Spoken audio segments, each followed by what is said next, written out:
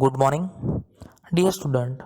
આપણે ગુજરાતીના ધોરણ 7ના પાછલા વિડીયોની અંદર પાઠ 5 શરદીના પ્રતાપેનું પુનરાવર્તન કર્યું હતું, જેમાં લેખક જ્યોતિન્દ્ર દવેએ એકને બોલવામાં અને બીજાને સાંભળવામાં તકલીફ છે, આ બંને વ્યક્તિઓ વચ્ચેની થયેલી વાતનું સુંદર આલેખન આપણા સમક્ષ પ્રસ્તુત કર્યું હતું.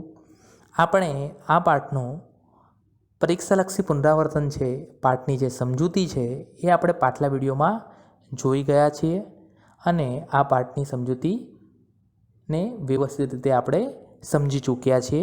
આજે આપણે આ પાઠમાં આપવામાં આવેલા જે શબ્દાર્થ છે, શબ્દ સમજૂતી છે અને સ્વાધ્યાય કાર્યમાં જે પ્રશ્નોના જવાબ છે એ પ્રશ્નોના જવાબનું પુનરાવર્તન કરવાનું છે.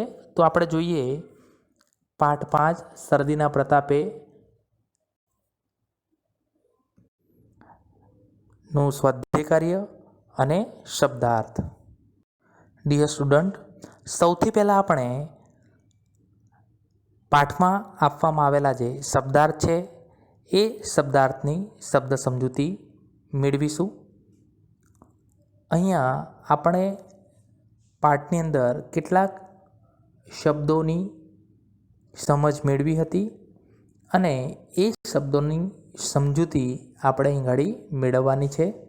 સૌથી પહેલાં શબ્દ છે સદ્ગૃહસ્થ. સદ્ગૃહસ્થ શબ્દનો અર્થ થાય છે સજ્જન. નંબર 2 ડોકું. ડોકું શબ્દનો અર્થ થાય છે ગરદન. ત્યાર પછીનો ત્રીજો શબ્દ છે નિશ્ચય. નિશ્ચય શબ્દનો અર્થ થાય છે નિર્ણય. કંઠ. કંઠ શબ્દનો અર્થ થાય છે ગળું. અસલથી. અસલથી શબ્દનો અર્થ થાય છે પહેલાથી. પક્ષપાત. પક્ષપાત શબ્દનો અર્થ થાય છે તરફદારી. અશક્ત. અશક્ત શબ્દનો અર્થ થાય છે નબળા. તસ્દી. તસ્દી શબ્દનો અર્થ થાય છે તકલીફ, મહેનત. કોકો. કોકો શબ્દનો અર્થ થાય છે જેનું પીણું બનાવાય છે. અલબત્ત. અલબત્ત શબ્દનો અર્થ થાય છે જોકે. મહેરબાન.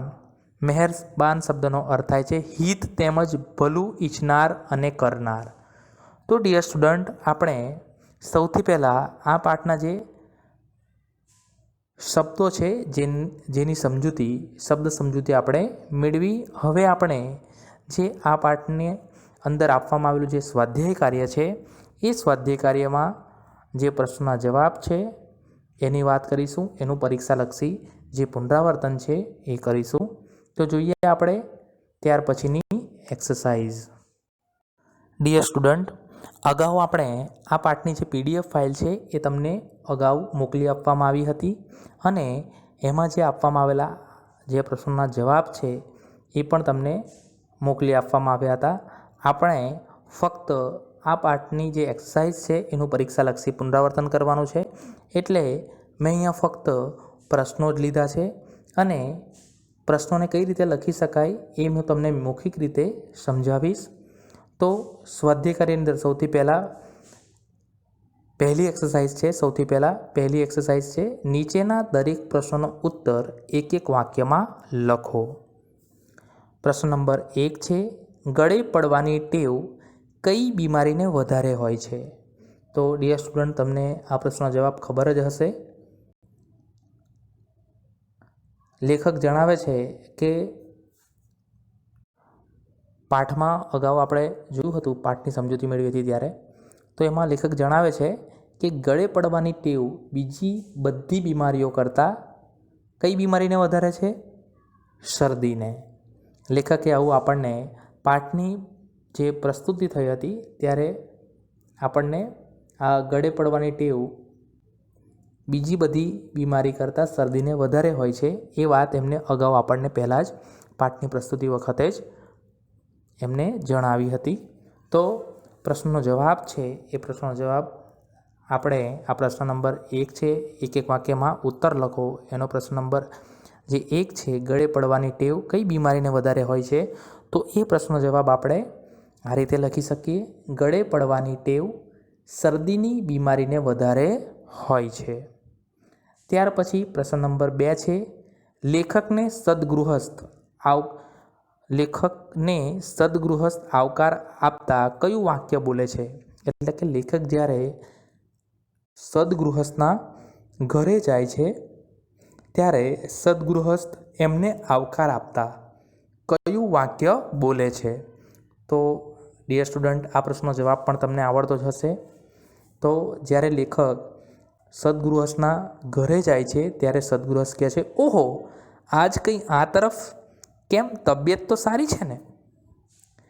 તો લેખક છે એ લેખક જ્યારે સદગૃહસ્થના ઘરે જાય છે, સજ્જનના ઘરે જાય છે ત્યારે આ પ્રકારની વાત આવકાર આપતા આ વાક્ય છે એ વાક્યને બોલે છે. તો આપણે આ પ્રશ્નનો જવાબ આ રીતે લખી શકીએ, લેખકને આવકાર આપતા સદગૃહસ્થ આ વાક્ય બોલે છે, ઓહો, આજ કંઈ આ તરફ કેમ, તબિયત તો સારી છે ને?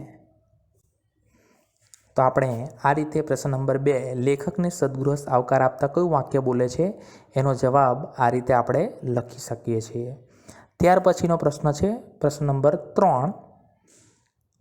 પ્રશ્ન નંબર 1નો પેટા પ્રશ્ન છે. પ્રશ્ન નંબર 3, લેખકે કોકોની વાત વખતે ડોકું શા માટે હલાવ્યું? ડિયર સ્ટુડન્ટ, આ પ્રશ્નનો જવાબ પણ તમને આવડતો હશે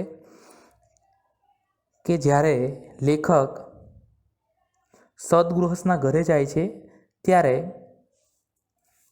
સદગૃહસ્થ લેખક જે બોલે છે એના કરતાં વિપરીત જ સાંભળે છે અને એનો જવાબ આપે છે, જેના કારણે લેખકને સૌથી પહેલાં જે ચાની વાત કરવામાં આવે છે એ ચા પણ મળતી નથી. ત્યાર પછી કોફી માટેની વાત છે એ સદગૃહસ્થ જણાવે છે, ત્યારે એ પણ એમને કોફીની પણ જે સદગૃહસ્થ છે એ સાંભળે છે કંઈ અલગ અને ઉત્તર કંઈક અલગ આપે છે. એટલે ચા અને કોફી બંને એમને મળતી નથી. પરિણામે લેખકને સમજાઈ જાય છે કે જેમ ચા અને કોફીથી હાથ ધોઈ બેઠા છે એવી રીતે જો કોકો માટે હું કંઈક બોલીશ તો એ પણ મને પીવા મળશે નહીં.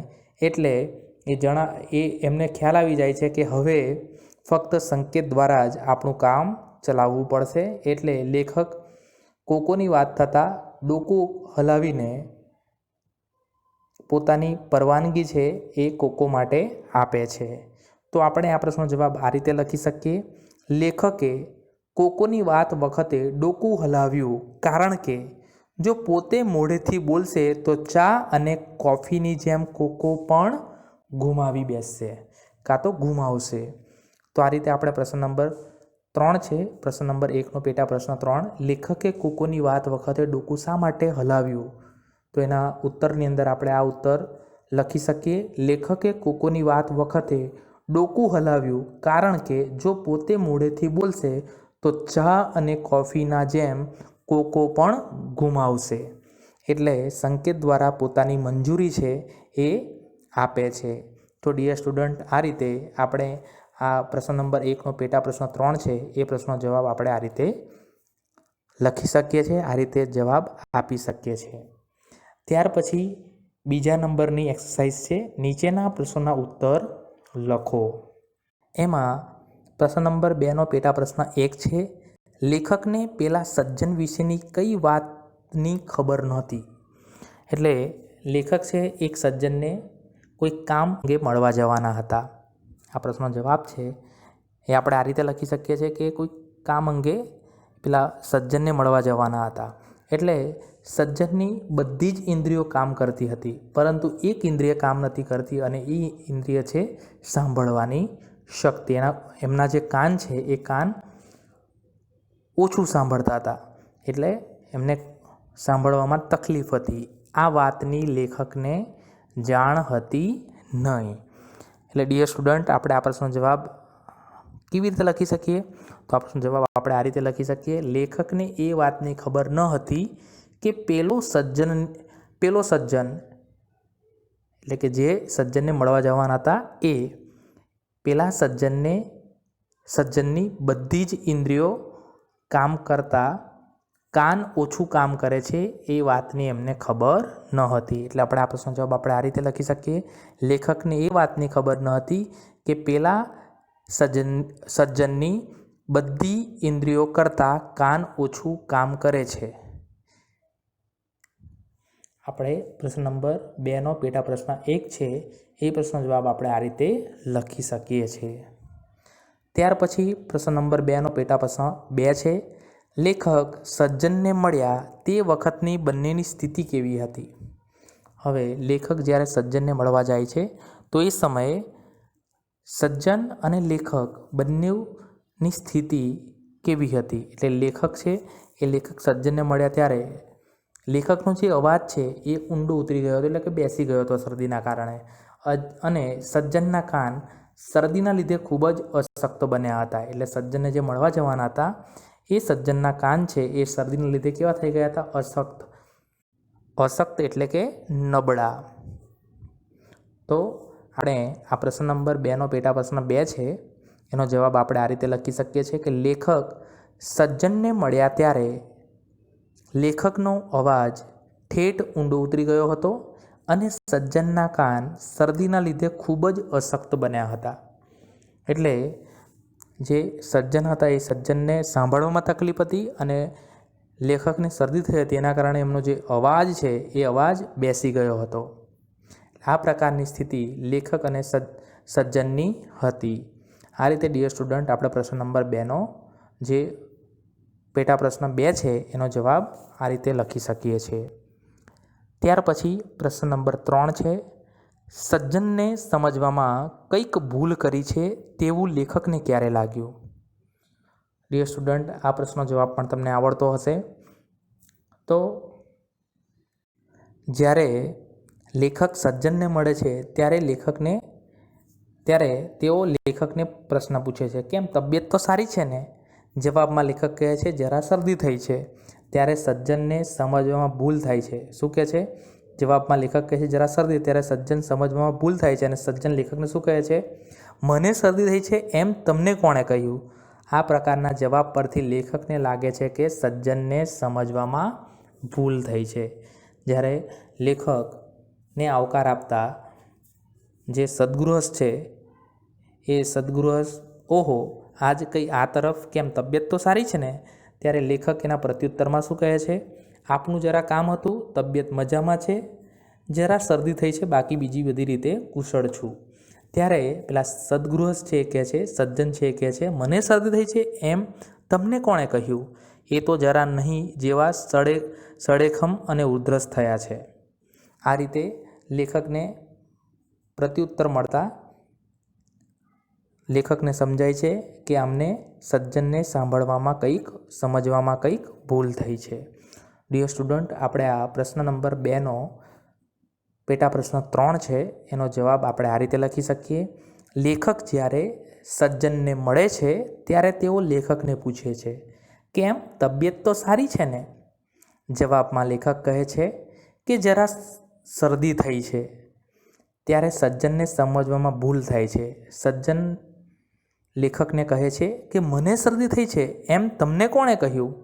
આ પ્રકારના જવાબ પરથી લેખકને લાગ્યું કે સજ્જનને સમજવામાં ભૂલ થઈ છે. તો ડિયર સ્ટુડન્ટ આ રીતે આપણા પ્રશ્ન નંબર 3 જે પેટા પ્રશ્ન 3 છે પ્રશ્ન નંબર 2નો એનો જવાબ આપણે આ રીતે લખી શકીએ છીએ. ત્યાર પછી પ્રશ્ન નંબર 4 છે. લેખક ચા પીવાની હા પાડી છતાં ચા કેમ ન મળી? તો ડિયર સ્ટુડન્ટ આનો પણ પ્રશ્નનો જવાબ તમને આવડતો જ હશે કે જ્યારે સજ્જનને લેખક ચા વિશે પૂછે છે ત્યારે લેખક કહે છે બનતા સુધી ચાનું હું ના નથી કહેતો, એવું જણાવે છે. બનતા સુધી હું ચાની ક્યારે ના કહેતો નથી. પરંતુ પેલા સજ્જનને સાંભળવામાં શું થાય છે? ભૂલ થાય છે અને સજ્જનને એમ સમજ પડી કે લેખક ચા નથી પીતા, માટે લેખકે ચાની હા પાડી છતાં પણ ચા મળી નહીં. એટલે જ્યારે સજ્જનના ત્યાં લેખક જાય છે ત્યારે સજ્જન ચા માટે લેખકને જણાવે છે કે તમે ચા પીશો. તો લેખક છે પોતાના પ્રત્યુત્તરમાં જણાવે છે, ચાની બનતા સુધી હું ના કહેતો નથી ને શરદીમાં તો એ બહુ જ ઠીક પડશે. ત્યારે એના પ્રત્યુત્તરની અંદર સદગૃહસ્ય જણાવે છે, બનતા સુધી તમે ચા નથી પીતા તે ઘણું સારું, પણ ચા શરદી કરે એમ તમને કોણે કહ્યું? આ પ્રકારની વાત પેલા સજ્જનના કહેવાથી લેખકને છે ચાની હા પાડી છતાં પણ ચા મળતી નથી. તો આ રીતે આપણે પ્રશ્ન નંબર 4નો જવાબ લખીશું. પેલા સજ્જનને જ્યારે લેખકને ચા વિશે પૂછ્યું ત્યારે લેખકે કહ્યું કે બનતા સુધી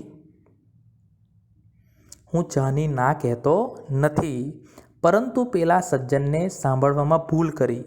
જ્યારે લેખકે વાત શું કરી કે બનતા સુધી હું ચાની ના કહેતો નથી, પરંતુ પેલા સજ્જનને સાંભળવામાં ભૂલ કરી.